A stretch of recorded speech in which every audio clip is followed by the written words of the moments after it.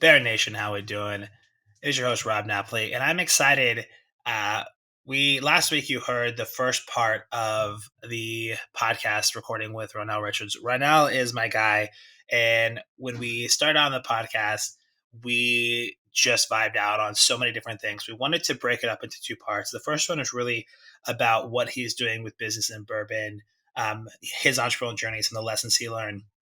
In the second half of this podcast, we really got into what it means to walk your talk. And there's so many people out there today talk, talk, talk, talk, advice this, advice that. Here's my best tips for this. And not many times do you see people that are actually doing it, that are putting it out there. They're putting on display what it means through action. And Ronald and I get into that. And I decided let's break it up into two parts. First one about business and bourbon and the entrepreneurial journey, and the second part really about what it means to walk your talk in this world of entrepreneurship. I had an absolute blast recording this episode. I hope you enjoy it. Now, let's get into the show with Ronald. Pick up for part two. Bear Nation, appreciate you. Stay well. I was just got back from a vacation in Mexico, and like everything tip was in cash, and so I had to bring a lot of like small bills, which is hard for me. Like, I had to go get it changed, like, and thinking about that, and like you kind of realize over time, it's like when you see it go away, it was like a kind of that relearning that when you see things go away, you pay attention to it more. And it's funny because I was thinking about that in terms of business. When we talk about the service and these things, we don't realize how much we're getting pulled in different directions and how much we're losing from ourselves. And we need to remember to bring that back. And there's been a couple of posts that you've posted. And when we started the show off about your, the NBA jams in the corner, about you needing that little break, that little mental health. So, for somebody like you who's running multiple businesses, you're speaking, you're an author, all the stuff with the book. What do you do to kind of have those mental breaks and the mental health? Because you're grinding a lot. I know that, but you're not like hustle culture, whatever. But you know how to kind of manage. So what does Ronnell do to make sure that you take care of you and manage your own mental health while being an entrepreneur and running multiple businesses? Well, thank you for appreciating that. I'm not like the hustle culture guy, because I try to share the realities of the journey, the realities of the impact of the work, and all that stuff. It's not all pretty. But even when I'm sharing that, I'm intentional, Rob, because I peep game out there, and there's a lot of people that share shit for likes. It's like it is convenient vulnerability with no lesson. It's the same superficial shit. Like, oh man, this is rough. Woe is me. Oh, instead, what I like to do is, hey, if I'm sharing something in a moment, listen, this is what I'm dealing with. This is how the challenge is. I want to educate people through that. I want to educate. I want to tell them either what it is that I'm doing or what it is that I think I want to do or should do. So anyway, to your question, and what do I do? I've been a fitness guy my whole life. Like, that's just my whole adult life. I'm a minimum 5 days, but 5-6 days too often used to be 7 days a week in the gym, right? So I think that having an attention on your physical health matters. Like, dude, I'm 46 and I have no medications. And like my peers not common anymore. Yeah, and I'm not saying that to knock anyone, just a reality of the lifestyle. Like, if I wasn't fighting against it with that sort of approach to my physical fitness, I would be right there too. I'd have blood pressure medicine and and probably cholesterol medicine and everything, but I've been fighting against it for 20 years. It's easy to make excuses, and the last thing that you do, especially as a entrepreneur, is take care of yourself, right? Yeah, and so that's one of the things that I've it's always been a constant for me. Now, the mental health component has been something that I've just had to learn and just get better and give myself grace and forgiveness when I need it, right? Like, so because that's something that's harder for me as it's harder for other people to get back to. It's like when we are feeling moments of stress, anxiety, or low mental acuity. Now we go to it, right? Okay, I got to meditate.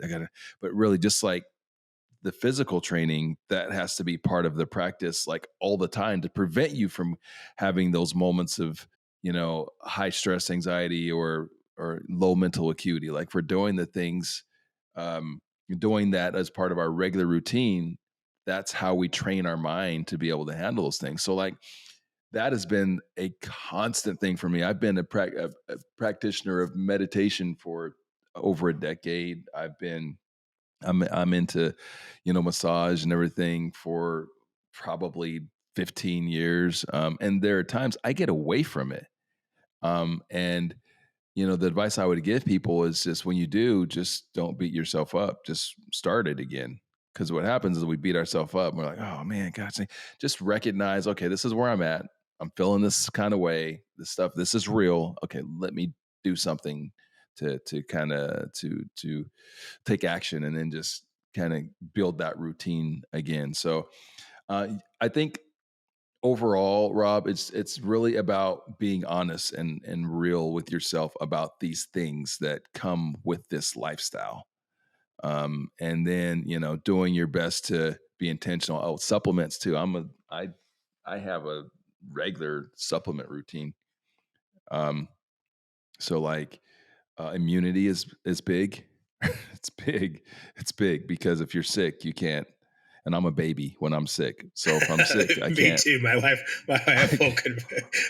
she shouts out from the rooftop. She's like, you never get sick often, and you are like a machine with everything else. But when you do get sick, you turn into the biggest baby in the world. I'm like, yeah. But that's okay, because like that, go when you're sick, like go cocoon and get through it and cut it all off. But like, I try to not be sick. So like, so I take supplements, and not anything like crazy, guys. It's not like I don't listen to Joe Rogan podcast, so it's not for any reason. I don't care for him or not care for him. I just don't. But I'm not going to be going through all the experimental supplements. I don't got all that, but I make sure that I got multivitamins, omega 3s, um, vitamin D, stuff like that, just to make sure that and mental acuity. So to make sure that my brain is functioning at the highest level that it can function, and that I'm staying healthy. So you mentioned something I really appreciated, that everyone kind of needs to hear. And I talk about, you have to be selfish to be selfless, right? And the cup runneth over. And filling up your cup can also mean like your mental breaks. It could be playing NBA jams. It could be going to the Yeah. gym. It could be doing those things. And the point you made that I loved, and everyone needs to hear, and we really need to highlight and take a second to share this, is that if you fall off the wagon, it's okay. Start back up again. Yep. Like, we beat ourselves up because we set these goals beginning of the year that we're going to lose 20 pounds, and we do everything in a future tense, right? Like, I'm going to do this. I'm going to lose 60 pounds by the end of the year. I'm going to break it up. Like, understand that you're going to fall off. Life is fucking hard. Give yourself the grace to be like, you know what? I got away from meditating. I got away from going to the gym. I put on 10 pounds. Let's get back on it. Let's Yep. reframe, refocus, and start over. Like, it doesn't have to be the end of the world. It doesn't mean you have to like, oh, well, now I'm just gonna like let it fall off. Like, it's okay for you to fall off and then come back to it. And Yep. sometimes you need that. Sometimes you need that step away to come back. Yes. But it's really important out there. And this is kind of, we didn't really get into this topic as much, but dispelling, there's so many myths of entrepreneurship. We actually, like, this whole podcast has been about this, is that it's easy to look at everything and see everyone's success and feel like it's overnight success. It's overnight this, it's blah, blah, blah. When in reality, it's not linear. It takes time, it takes energy, it takes effort, it takes lessons learned. And when you're out there doing things, understand that it's okay. You're going to mess up. I think in this world today, everyone has to be perfect because there's answers everywhere, and people don't do stuff because if it's not perfect, they're not going to put it out. Sometimes good is better than great, right? Get it out and learn and iterate. And just understanding that it's okay for you to go at your own pace. Like, the success that you're having now, that's the time that was meant for you for the lessons you learn, right? Like, I hope to have some of the successes you do, I still have time. Like people look at me and say, yeah, you've been successful. And I'm like, yeah, but I haven't been successful here. Like success happens when you're ready for it, Yeah. right? Success happens on your own terms, right? You know, play by your playbook, right? I think somebody posted about this the other day. I want to make sure I reference it because I thought it was really good. It was like, stop trying to live on somebody else's page 22 when you're on your page. I think it was Morgan Ingram actually posted this, which I thought was a really good analogy because I've said it different ways, but I really liked it. That everyone has their own playbook to what their success looks like. And you might be on page 25. I might be on page 18. Somebody might be on page 1. Don't try to go from page 1 to 18 without going to, writing page 2, writing page 3, writing page 4. And be okay with your journey because your Yeah. journey is unique because it's yours. Be okay with that. And you brought that up, and I want to highlight that because I think that's so important. We forget to give ourselves grace to Oh take yeah. care of ourselves and get back on. And it's okay to fail and come back to it. Anyone that's driven, you're your hardest critic, right? And you're the harder on yourself than other people are, right? We've heard that since we were little kids, and that was somehow like good. Is this badge on? Well, no, you can't. Other people can't ever be harder on me than I can be on myself, right? How many of us have said that to ourselves or felt that? Well, you need to be less hard on yourself. Like it's okay. Give yourself some grace. I know you wanted to touch on a myth, and I got a whopper for you. You ready for this? Here's the myth. Entrepreneurship is the path to wealth and riches. There's your myth. Sorry, folks. It isn't. I'm an entrepreneur. I went down this path because I wanted freedom. Freedom is success. The ability to be able to go to your kids' baseball games or to you know take time off to be with your fam, go down to Mexico and chill with your little brother and officiate his wedding. Like that's what the goal is. That's what success is. If you think that this is the path to what, or they're that small percentage that get wealthy, yes, but the vast majority do not. If the path to wealth, you want to be rich, you want to be wealthy, get a job. Like for real, get a job and be smart with your money. like, Yeah, I mean, like multiple streams of income, diversify and invest it. Like there's proven, like the thing is that people don't want to do it. They want to look for the quick fix, and they think entrepreneurship and being a business is owner a quick. is the quick fix when it's not. Entrepreneurship is, I sometimes think it's harder than having a job. It's harder than, Sometimes, heck yeah. Like, I mean, the risk, the amount of hours that you put into it. Like, Rob, if you were to look at your income last year, and I looked at my income last year, we probably make like, I don't know, $5 an hour. I don't know, something. I don't, just because of how much time, mental energy, and everything that gets put into what it is that we do. Shit, you can go get you a job in corporate, make your money, be smart with it, be smart with some money on the side, doing some little side investments or whatever. So like that's the myth. If your goal is just, hey, I want to make a lot, I want to make good money. Okay, cool. I got family members that have done very well. I got friends that have done very well, and they're sitting in their 50s and 60s and mad comfortable, tons of money in the bank. And you know what? They're not entrepreneurs. I mean, this lifestyle, it's boom or bust. I've seen a lot of money, guys. I've seen a lot of money come and go. and you've seen a lot of people come and go, right? People Yeah. who, especially, we saw the rise of the consultant during the pandemic, and you see all these people like, oh, I'm going to go off on my own and I want to make all this money and do all these things and be my own business owner. I'm excited. And 3, 4, 5 months in, they're like, oh, proud to accept. Now I'm going back into a new role, blah, blah, blah. And it's like, there's nothing wrong with that. It's just like No. people, when they come out and they realize that you don't just do the way I like to explain this, right, is when you kind of work in a job, you know what you're going to do, and you may love that job 60, 70, 80% of the day to day. You may love it, right? And if people who are lucky love like 90%, they have to do 10% of things they don't like sit in a meeting or be a part of a committee or do this or do that. But for the most part, they generally love their job. In entrepreneurship, to do the things that we love to do, there's like 60 to 70% of work that we don't want to do of running a business and all these things to do the 5 to 40% of stuff that we actually love to do every day.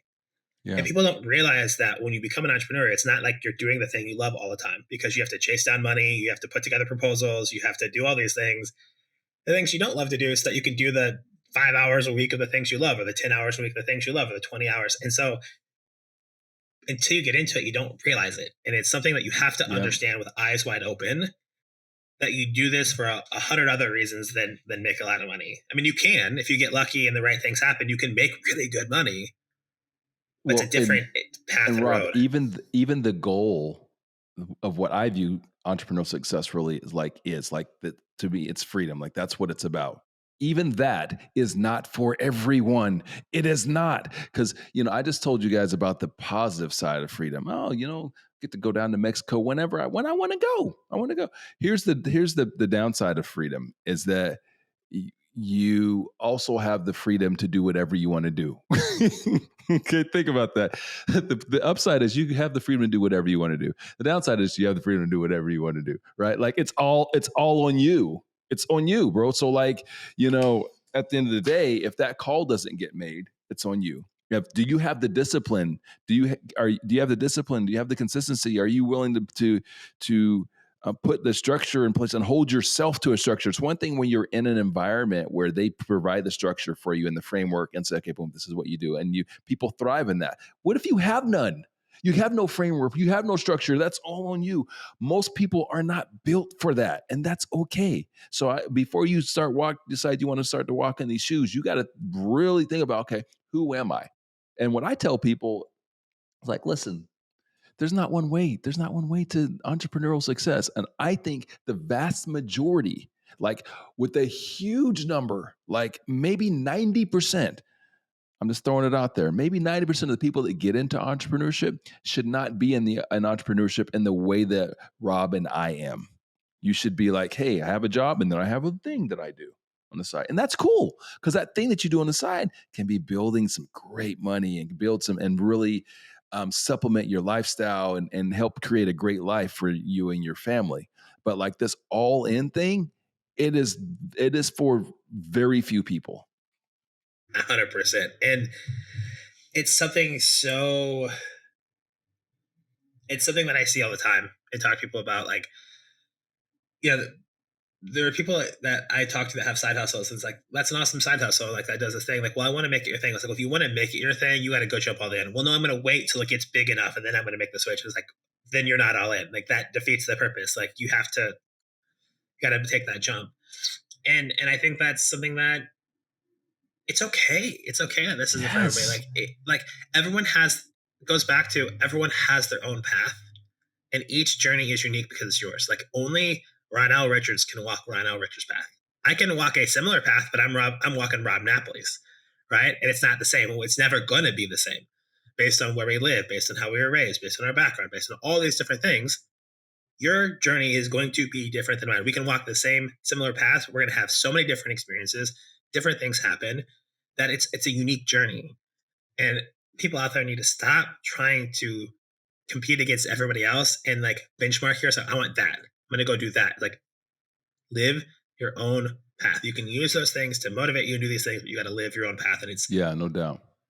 this all in entrepreneurship thing is something people think they want until they get it and they do it and they realize that it's harder than hell to do. Yeah, like the hundreds and thousands of people that are about to enter the consulting world this year when they get laid off from their job. Oh, I'm a consultant. And then, as you said, like they'll have a job in a month or two or three. Like they're just doing it. Yeah, it just and I guess I'm not trying to knock anybody. Like it's not really about me being critical of people. It's about me really trying to help educate people to what this lifestyle is really about and to let them know that it's okay. Like there is pride in doing things differently than this. Like I think pushing back against that notion that you have heard or that narrative that you've heard and that I've heard where it's like people are almost ashamed to say like, oh, I do this on the side or I do this. No, that's cool. Do that. Enjoy that's lucrative side hustle, man. It's not, you don't have to feel like, oh, I am somehow less than because I have a lucrative side hustle and I'm not all the way in on that thing. No, you don't have to be all the way on it. Stop watching your Gary V 60-second clips, and and understand that it's okay. Gary Vee's so dangerous, by the way. Like Gary Vee has so much like great like knowledge and things. He's been doing this shit for a long ass time. The problem is that on social, people will get a 60-second clip of Gary Vee, and it's like, quit your job. Fuck everything. Quit your job. Yeah, you kind of lose and, that.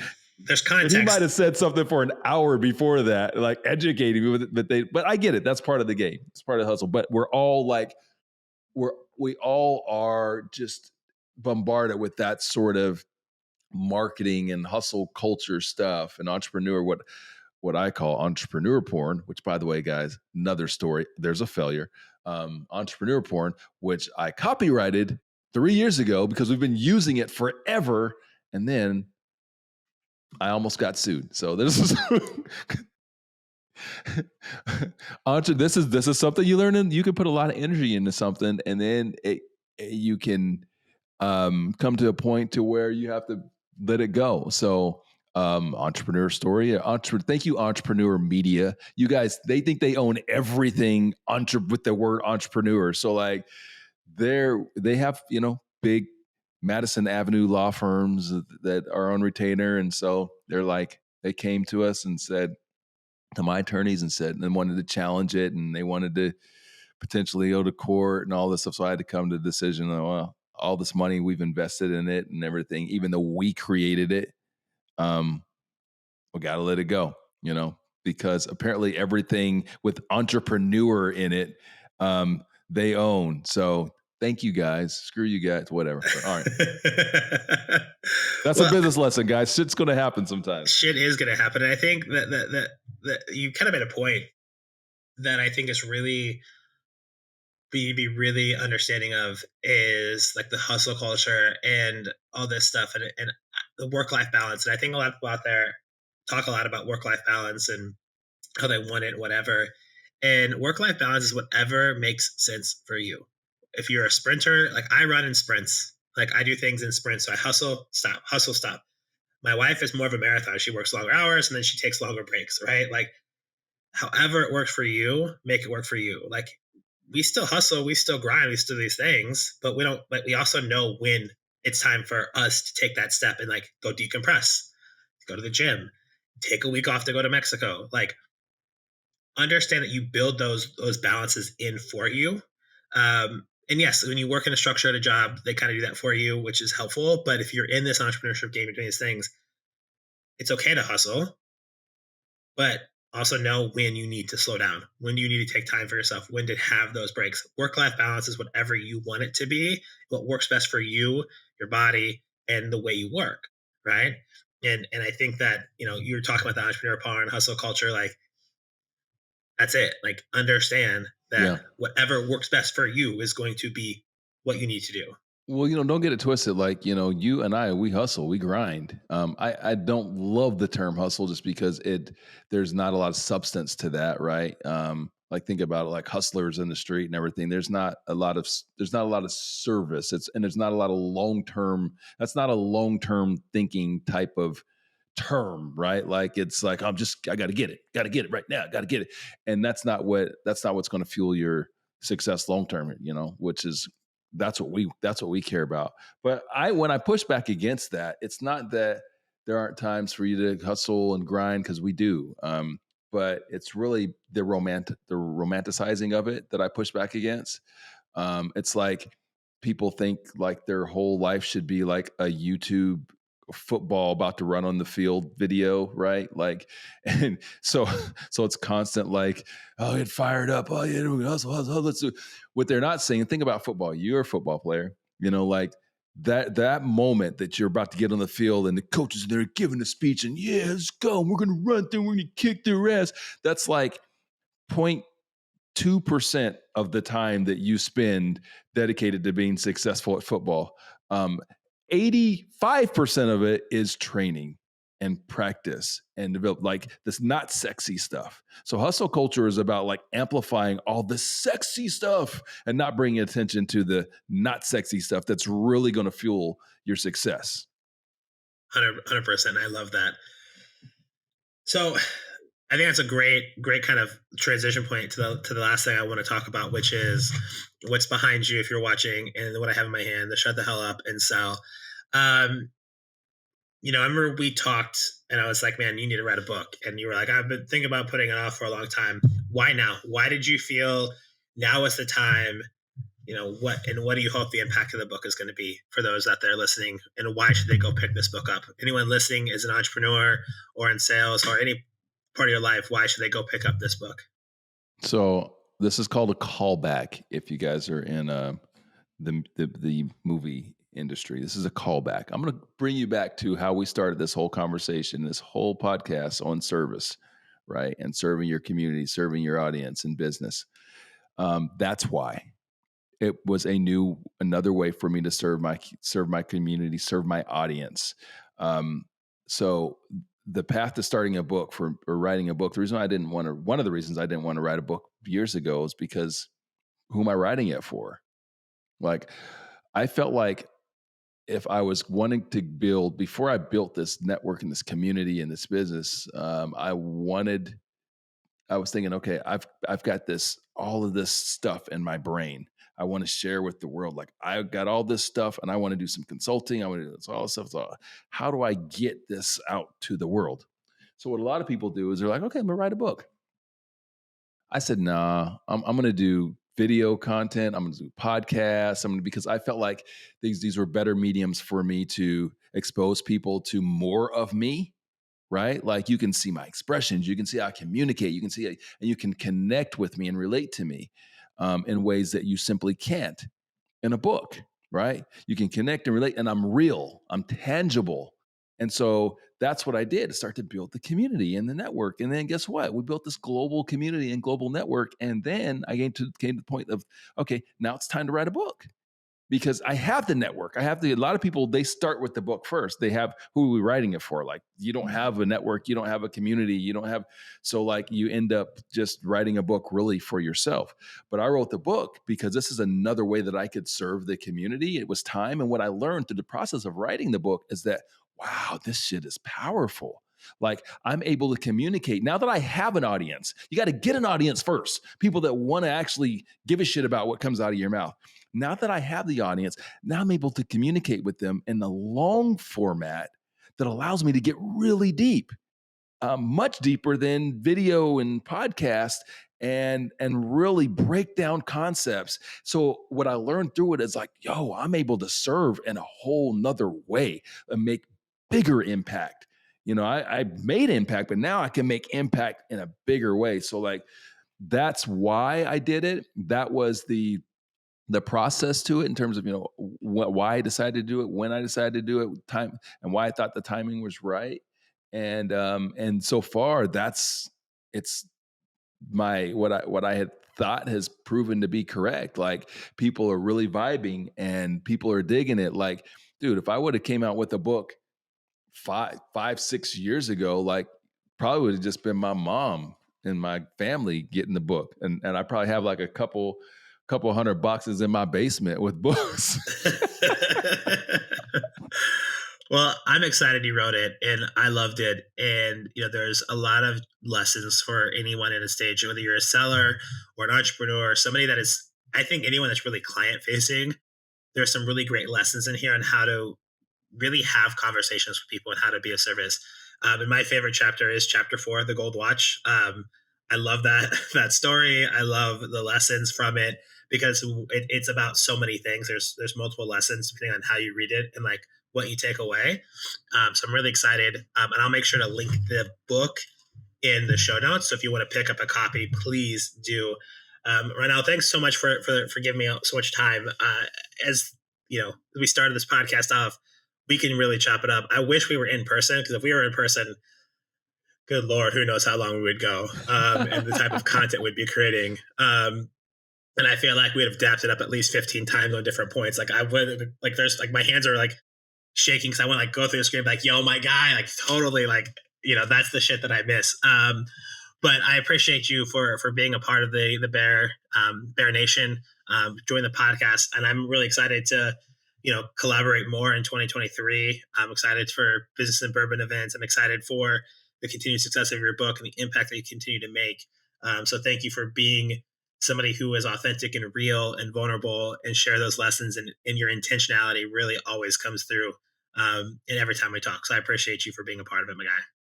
Rob, it has been my pleasure.